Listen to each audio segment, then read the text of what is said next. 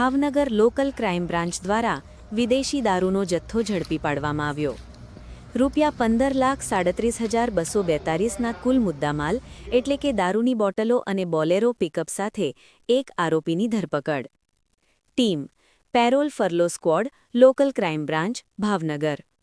મુખ્ય મુદ્દો ગટર સફાઈના ટાંકાની આડમાં છુપાવીને લઈ જવાતો વિદેશી દારૂનો જથ્થો વલ્લભીપુર પાસે ઝડપી પાડવામાં આવ્યો.